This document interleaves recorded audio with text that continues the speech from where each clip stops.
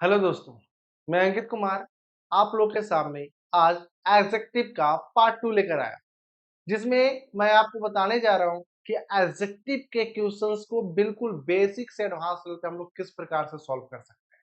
पीछे क्लास में हमने आपको बताया था कि किस प्रकार से हर एक कॉन्सेप्ट को समझ सकते हैं। आज की क्लास में उससे कुछ आगे है। देखिएगा बिल्कुल बारीकी से और समझते जाइएगा, साथ ही साथ ये जो क्लास है इसको आप लोग बारीकी से लिखते चले जाएंगे। साथ ही इस बात का बिल्कुल ध्यान देंगे कि एक एक बात को आराम से ध्यान देकर सुनेंगे और समझते चले जाएंगे। ठीक है, तो आज के क्लास को हम शुरू कर रहे हैं। देखिएगा सबसे पहले हम आपके सामने कुछ पैटर्न और कुछ टाइप्स को लेके आए हैं। देखिएगा सबसे पहले हम लोग एडजेक्टिव के डिफिनेशन को पिछले क्लास में जाने थे। आज हम लोग जान रहे हैं कि एडजेक्टिव के काइंड्स के बारे में। किसके बारे में? काइंड्स, प्रकार, कितना टाइप का एडजेक्टिव होता है। तो पिछले क्लास में हम प्रॉपर एडजेक्टिव के बारे में कंप्लीट डिस्कशन कर चुके थे। आज से पोसेसिव एडजेक्टिव के बारे में जानेंगे। आज हम लोग डेमोन्स्ट्रेटिव एडजेक्टिव के बारे में जानेंगे, डिस्ट्रीब्यूटिव के बारे में जानेंगे, एडजेक्टिव ऑफ क्वांटिटी के बारे में जानेंगे, एडजेक्टिव ऑफ क्वालिटी के बारे में जानेंगे और इसके आगे भी जानेंगे। बारी बारी से बात करते हैं। एडजेक्टिव, पोसेसिव एडजेक्टिव क्या चीज होता है? तो पोसेसिव एडजेक्टिव को कई बार हमने आपको बताया कि जैसे आई का पोसेसिव एडजेक्टिव माई होता है, ही का आवर होता है, यू का योर होता है, ही का हिज होता है, सी का हर होता है, इट का इट्स होता है और दे का दियर होता है ना। ये जितना भी पोसेसिव एडजेक्टिव है इसके बाद हम लोग नाउन का यूज करते हैं। किसका यूज करते हैं? नाउन का। लेकिन बशर्ते एक बात का बिल्कुल ध्यान रखिएगा, इससे पहले किसी भी आर्टिकल का हम लोग यूज नहीं करते। ठीक है, मतलब पोसेसिव एडजेक्टिव से पहले हम लोग आर्टिकल का यूज नहीं करते हैं। ठीक, डेमोन्स्ट्रेटिव एडजेक्टिव का बात किया जाए तो डेमोन्स्ट्रेटिव एडजेक्टिव क्या किया होता है? दिस, दैट, दिस, दोज, ये सब होता है। इसके साथ में हम लोग नाउन का यूज करते हैं और इससे पहले भी हम लोग नो आर्टिकल मतलब आर्टिकल का यूज नहीं करते। देखिए इसी बात को समझाने के लिए हम ऊपर लिख दिए थे कि ये नो आर्टिकल है, लेकिन सिर्फ इसके बाद सिर्फ सिंबल से ही बात को रिप्रेजेंट किए, नो आर्टिकल। ठीक है, क्लियर पता चल रहा है? इस प्रकार से होता है नो आर्टिकल। ठीक है, आगे देखिएगा। जैसे इससे रिलेटेड एक छोटा सा सवाल आपके सामने है, क्या है? I like the 3 chocolates. अब देखिए चॉकलेट्स तो अपने आप में चॉकलेट क्या है? नाउन हो गया। नाउन है तो देखो यहाँ पे नाउन से पहले आपका नंबर दिया हुआ है, यानी ये जो है, अच्छा यहाँ पे थोड़ा सा सही कर देते हैं इसको। आई लाइक 3 ने यहाँ पे आई लाइक दीज कर देते हैं, आई लाइक दीज। तो यहाँ पे जब दीज होगा तो यहाँ पे हम लोग द का यूज नहीं करेंगे। बात उसमें आई लाइक दी चॉकलेट्स, अब यहाँ पे दीज के साथ चॉकलेट्स लगाए हैं, यानी दीज जो है ये प्लुरल नाउन को ही रिप्रेजेंट करने के लिए यूज होता है, तो इसके साथ हम लोग प्लुरल नाउन का यूज किए। दिस का यूज होता है तो चॉकलेट सिर्फ बोलते हैं। आगे ध्यान दिया, डिस्ट्रीब्यूटिव, डिस्ट्रीब्यूट से बना हुआ है, आपको बताए थे नाउन में भी इसके बारे में। ईच, एवरी, आइदर और नाइदर होता है। इसके साथ हम लोग सिंगुलर काउंटेबल नाउन का यूज करते हैं और जब सिंगुलर काउंटेबल नाउन का यूज करेंगे तो इसके साथ सिंगुलर हेल्पिंग वर्ब का ही यूज होगा। बात तो सिंपल सा है। देखिएगा इससे रिलेटेड क्या आपके सामने कुछ क्वेश्चन है। जैसे बोल रहा है सी ट्राइड द आइदर ड्रेसेस। अब देखो एक बात को ध्यान रखना, डिस्ट्रीब्यूटिव एडजेक्टिव से पहले भी दा का यूज नहीं होता है। अच्छा यहाँ पे छूट गया है, कोई बड़ा बात नहीं, ध्यान रखना, इससे पहले भी दा का यूज नहीं होता है। ठीक है, यहाँ पे भी यूज नहीं होता है। नो आर्टिकल मतलब यूज नहीं होता है। तो जब नहीं होगा तो यहाँ पर पहले हम बात को दा को हटाएंगे, है ना।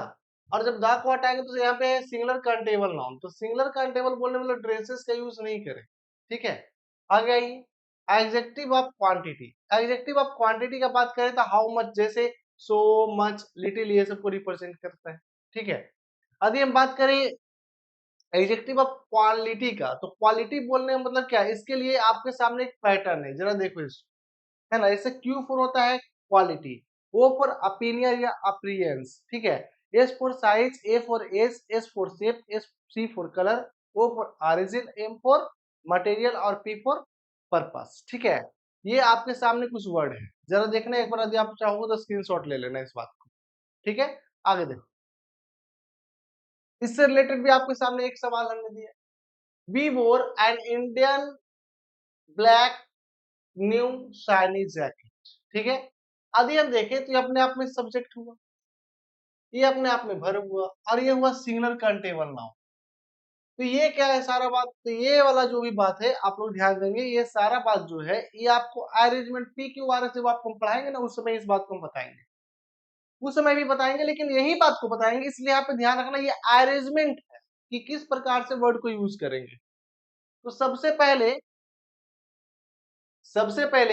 देखो, जब सिंगुलर काउंटेबल नाउन का यूज कर रहे थे यहाँ पर से पहले बाबू एंड, हम लोग एंड को हटा देंगे। सबसे पहला नंबर पे हम लोग यूज करेंगे शाइनी का, ठीक है, दूसरा पे न्यू, तीसरा में ब्लैक, और चौथा में इंडियन। यदि हम इसको प्रोनाउंसिएट करें तो कैसे बोल सकते हैं, सी बोर shiny new black Indian jacket, ठीक है।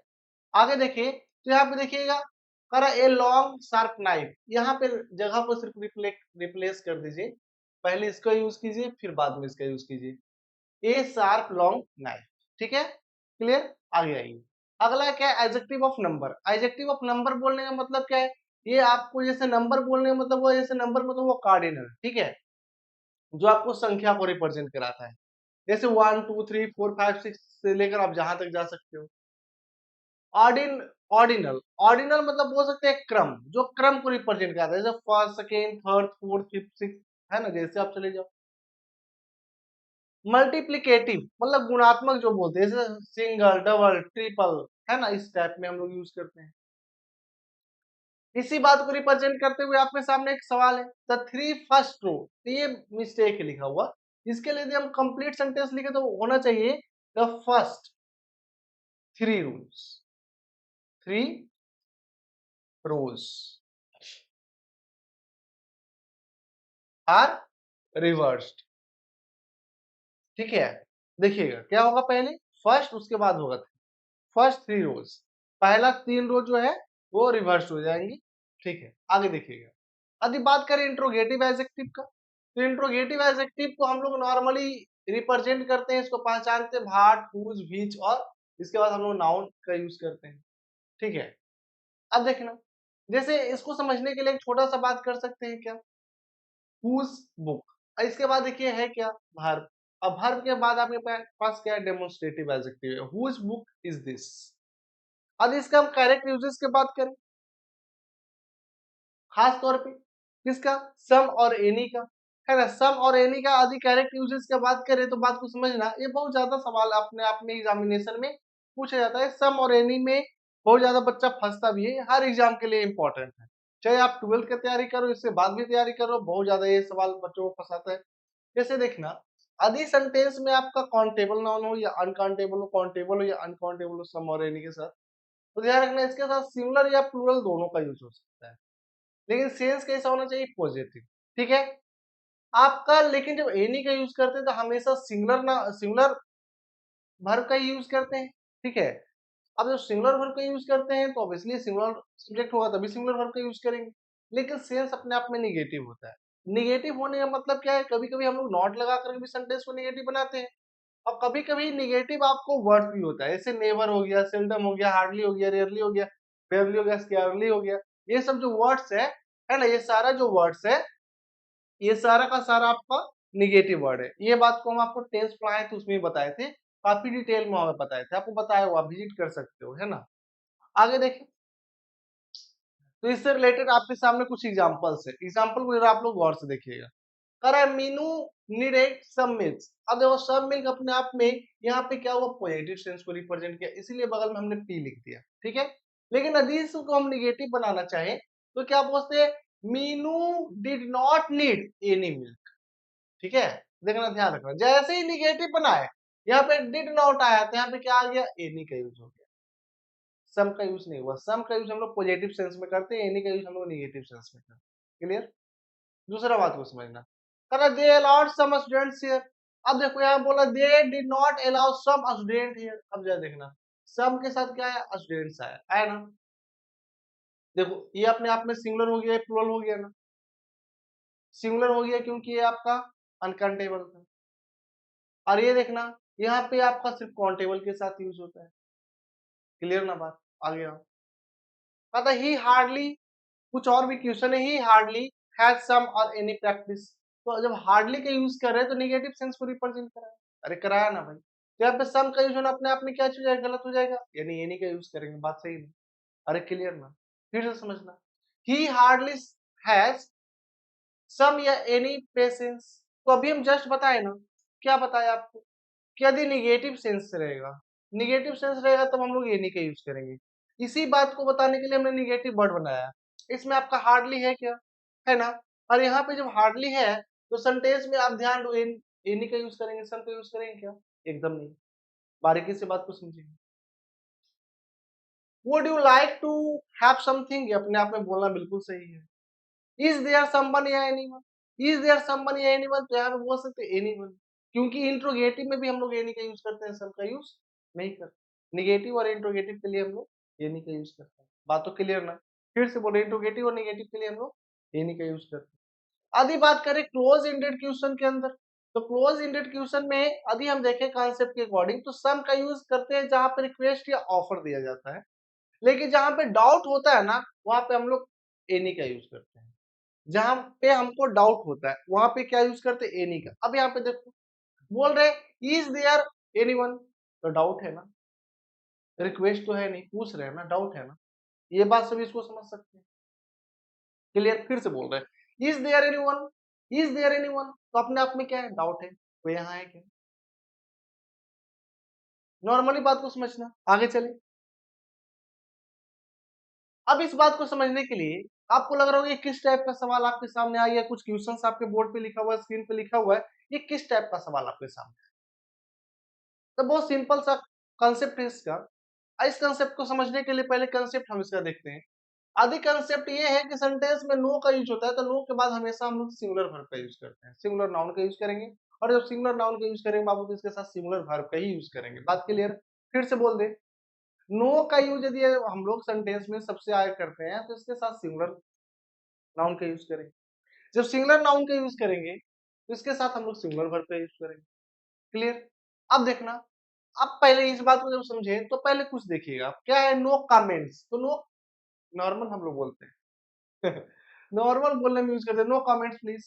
अरे भाई बोलना गलत, नो कमेंट्स नहीं होता है भाई, नो कमेंट होता है, कमेंट्स नहीं होता है, ठीक है, सिर्फ कमेंट होता है, ये आपका बोलना अपने आप में गलत हो गया। नो चांस बिल्कुल सही है भाई, नो स्टूडेंट्स नहीं भाई, फिर फंस रहे हो। ध्यान दो, क्या है यहाँ पे, नो स्टूडेंट होना चाहिए, स्टूडेंट्स नहीं होगा। बढ़िया से बात को समझना, यही तो बात है कि लोग एडजेक्टिव में जाकर फंस जाते हैं लेकिन बात को बारीकी से एक एक बात को समझते हैं, आगे चलेंगे तो दिक्कत नहीं होगा। आगे क्या कर रहा है, नो क्वारीज, अरे क्वारीज नहीं भाई, क्वारी का यूज करेंगे, किसका यूज करेंगे, क्वारी का, क्वारी का यूज करेंगे। क्लियर ना। आगे देखना क्या कर रहा है, नो वेज, क्या है, नो वेज। जब सेंटेंस में नो वेज है तो यहाँ पे बेस तो अपने आप में प्लूरल हो गया ना, अरे भाई प्लूरल हो गया, इसको सिंगुलर बनाने के लिए ओनली बे का यूज कर लो। अगला है नो मीन्स, तो मीन का यूज कर देंगे नहीं, यहाँ से थोड़ा सा बात को समझिए। मीन्स जो है अपने आप में, मीन्स को थोड़ा समझिए। अब मीन्स को समझाने के लिए हम यहाँ पे कुछ आपके सामने एग्जाम्पल दिए। जैसे देखना, मीन है तो मीन का यूज यदि हम वर्ब के लिए करते तो टू इन्फर इसका यूज होता है, हाउ डू यू मीन, तुम्हारा क्या मतलब है ना। लेकिन जब इसका यूज एडजेक्टिव के तौर पे करते तो सेल्फिश को रिप्रेजेंट करते, ही इज मीन पर्सन, अच्छा ये पर्सन। लेकिन जब इसका नाउन के तौर पे यूज करते तो ये सोर्स होता है, थोड़ा सा यहाँ पे मिस्टेक हो गया, ये इसका मतलब है बाबू। सोर्स मीन्स क्या हुआ, मीन्स ऑफ ट्रांसफॉर्मेशन, मतलब बोल सकते हैं सोर्स है। तो अपने आप में यहाँ पे जो आपका ये जो नाउन है, ये तो नाउन है ना, ये तो अपने आप में एक सोर्स हो गया ना, यानी ये बोलना क्या हो गया, बिल्कुल सही हो गया। क्लियर ना। और ये बोलना अपने आप में क्या हो गया, क्लियर हो गया। आगे देखो अगला क्या है, नो पीपुल, पीपुल तो अपने आप में प्लूरल हो गया ना, पीपुल क्या हो गया अपने आप में, प्लूरल हो गया। जब प्लूरल हो गया तो यहाँ पे हम लोग पीपुल का यूज नहीं करके क्या यूज करेंगे, पर्सन का यूज करेंगे। किसका यूज करेंगे, पर्सन का यूज करेंगे। आगे देखना, नो शूज है, शूज का यूज नहीं करेंगे हम लोग, पेयर ऑफ शूज का यूज करेंगे, पेयर ऑफ शूज का यूज करेंगे।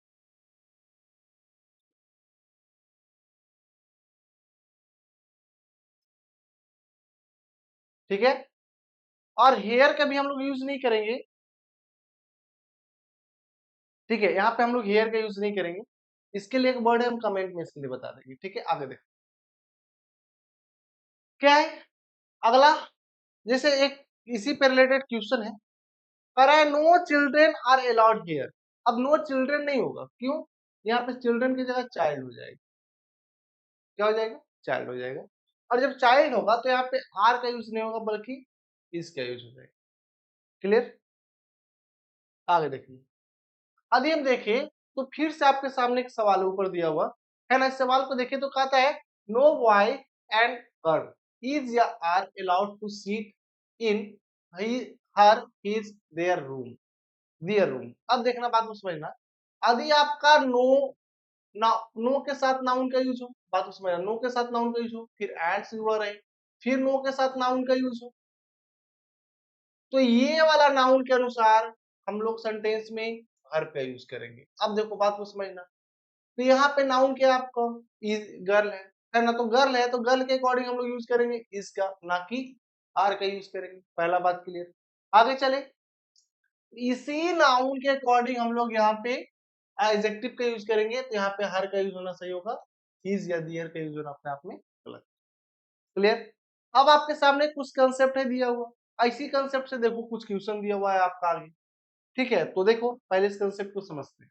जैसे फर्स्ट है, फॉर्मर है, फॉरमोस्ट है, लेटर है, लास्ट है या लेटेस्ट है, तो सबका मतलब पहले समझो। फर्स्ट का मतलब ऐसा समझना, जैसे सबसे पहले जो फर्स्ट प्रधानमंत्री थे इंडिया के, first prime minister of India, वो कौन थे?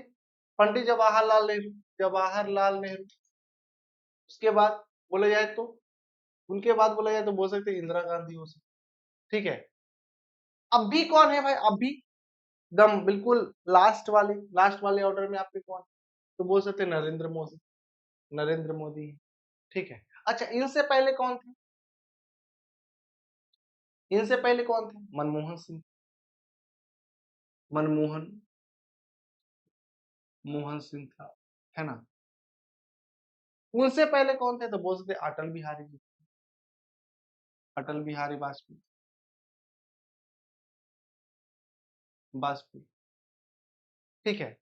अभी जो है ये देखो, सबसे पहले फर्स्ट हो गया, सेकेंड में बोलने का मतलब है कि आपके फॉर्मर हो गए, ये वाले आपके लास्ट हो गए, लास्ट से पहले वाले लेटर हो गए, और ये आपका फॉरमोस्ट हो गए, बीच में और भी हो। ठीक है, लेटेस्ट मतलब क्या हुआ? जो भी चल रहे हैं।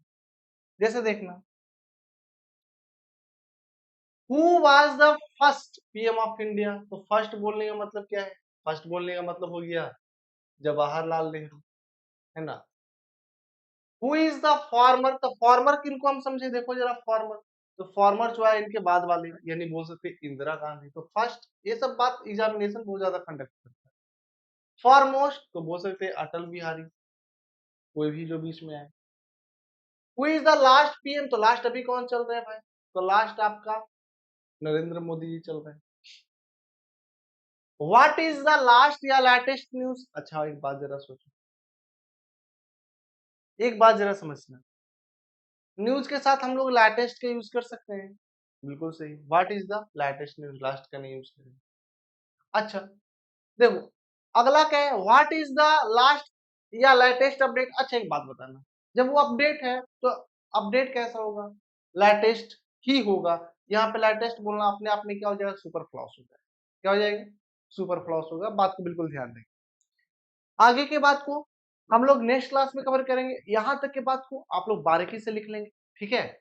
मिलते हैं हम लोग नेक्स्ट क्लास में। यदि आपको क्लास अच्छा लग रहा है, समझ में आ रहा है, तो बात को आप लोग शेयर